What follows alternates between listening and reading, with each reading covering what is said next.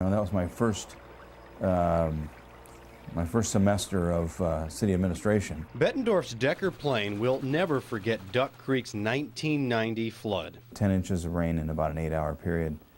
And then again, 13 days later, I think we had another 5 or 6 inches of rain. The flood sent 8 feet of water rushing into 275 homes. 75 basements collapsed. It was almost the end of the neighborhood.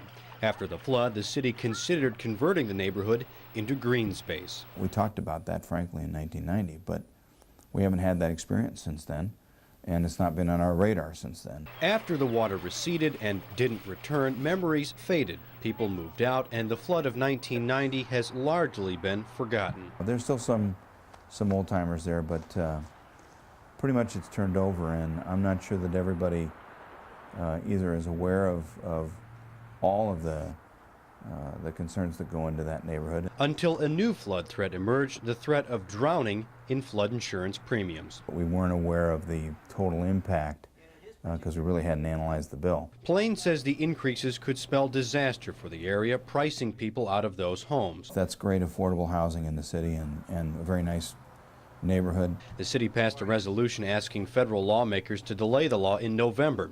The Senate passed a bill delaying the flood rate hikes last week. Floodplain managers feel Congress is backpedaling from a mess it created. In my mind, anyway, that Congress didn't exactly write the best bill to start with, and now it's gone way above their head and they're trying to scramble to get back and get things under control. Whiteside County floodplain manager Stuart Richter understands the impact of high flood insurance prices. He says there are ways to avoid rising insurance costs. Property owners can spend money up front to flood-proof their homes and businesses, cutting their rates. Communities can adopt tougher standards for buildings in the floodplains. That can earn discounts on flood insurance for everybody in that area.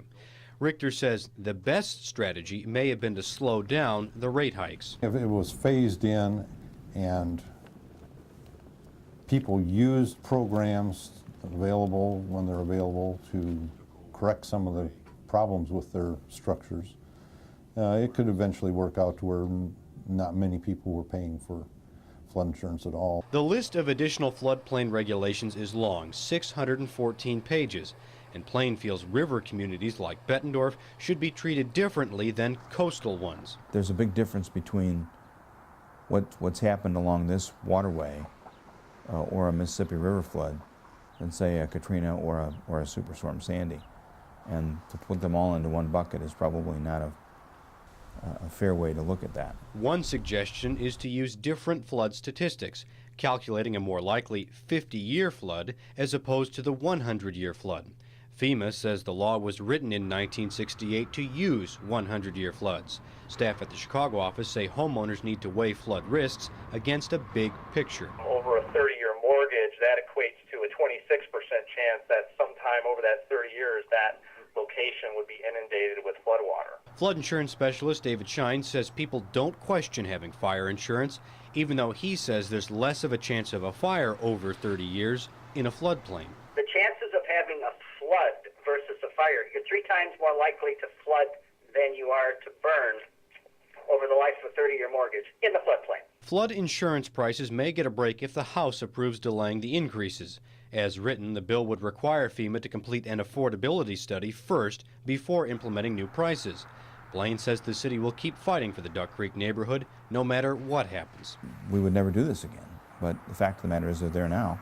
How do we best take care of them? Communities across the country will be asking the same questions as people choose to live in homes built before flood maps ever existed.